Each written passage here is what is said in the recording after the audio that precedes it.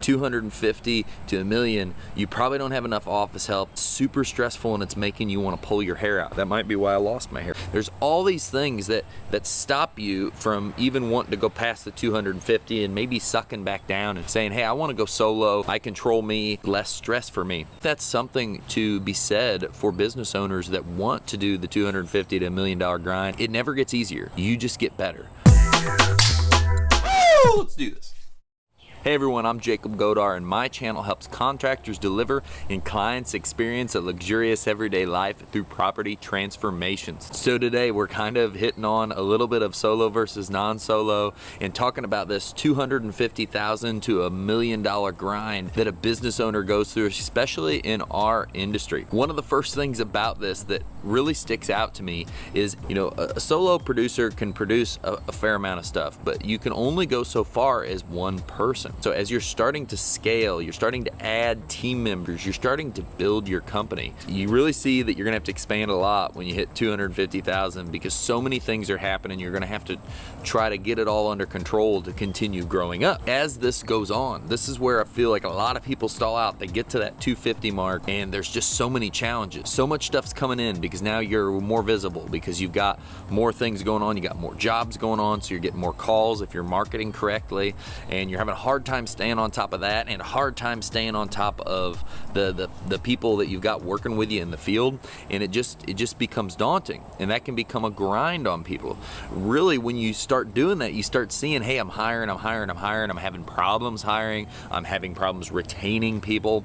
There's all these things that stop you from even wanting to go past the 250 and maybe sucking back down and saying, hey, I want to go solo because I control me, I can control that very easily, and it's less stress for me than pushing on. The 250 to $1 million range, you're figuring out a lot of things, and while you're doing that, you're hiring more and more and more non-money producing people. It takes so much money. I just made a video about why it's so important to go from nothing to $1 million quick if you're gonna grow your company, so you can have more money in the company to pay more people to help you, especially the people that are office, admin, that are gonna help you build your company, that are gonna help you structure and work on your company, take all the leads in, organize the guys so it's not so stressful. Number two, things are constantly changing so much. Things are changing at such a rapid pace because you're growing. You're bumping up against, it's hard to hire the people to get the work done. Then you're bumping up against, well, I didn't market enough, there's not enough work for the team members. Then you're bumping up against, it's winter. It's all these different things as you're trying to grow and grow and grow your company that keep being like, hey, here's the next thing that's shown up. Do you want to stop now? Here's the next thing that's shown up. Would you like to stop yet? It just consistently gets harder. And I think that's something to be said for business owners that want to do the 250 to $1 million grind and continue on. It never gets easier. You just get better. You keep becoming a better version of yourself. You keep doing more and more and more, and it allows you to just achieve more. So even though you get to $1 million, and that's why I put that number, is because that's when it starts making sense, like more admin really starts making sense. It's gonna continue to be this challenge of growth. You've just got yourself out of that stressful area. 250 to $1 million, you probably don't have enough office help. You probably need more. You're probably wearing 1 million hats, and it's super stressful, and it's making you want to pull your hair out. I mean, that might be why I lost my hair, but I tried to go through it fast, but I still lost a lot of hair. That area is just, it's a challenge. And I talk to so many business owners that are stressed out. They wear those hats and it just kills them. The worst thing to do is to do it for years and not ever really get through, and to eventually just burn out and give up. And that's what it'll cause. If you hang and you plateau in an area, it's gonna cause burnout because you're not going anywhere. You're wearing too many hats and you just can't sustain it. It's like a diet that you hate and you did it just to lose weight, but you can't sustain it because it's not a lifestyle. It's not something that's repeatable long term, and that is what you don't want to create in your business. You don't want to create this daunting pressure of, man, I've always got to continue handling the same problem.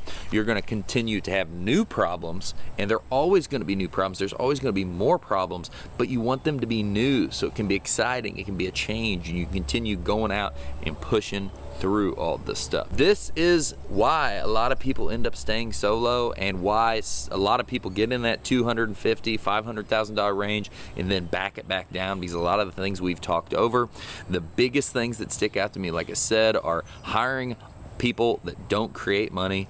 That money is tight because of that, and a lot of other things that are going on with growth, and there being so much constant change and evolution of your business.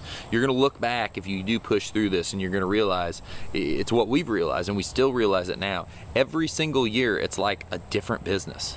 It's not even the same, because it drastically changes so much, and you have to continue running and keeping up with that, the marathon of business. I wish you luck on going from where you start to wherever you want to be. I urge you to make it your top priority to push from the $250,000 to $1 million as quickly as possible, so you can get over that hump and start getting more team members that are actually helping in the office, helping you organize stuff. We hired our first team member in the office at $250,000 at part-time. Leave it in the comments where you're at in your business. What's the stress you're having? Is it just hiring? Is it just getting work? Is it you're pulling your hair out because you're wearing every hat and you feel like you need help, but there's not enough money to have help? Leave that in the comments. I look forward to talking to all of you soon.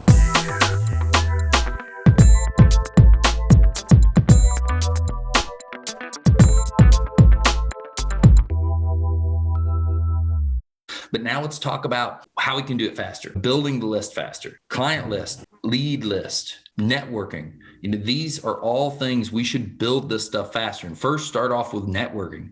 This method, for no matter what you're trying to use it to do, grow your business, grow your connections, and both pieces will help the other.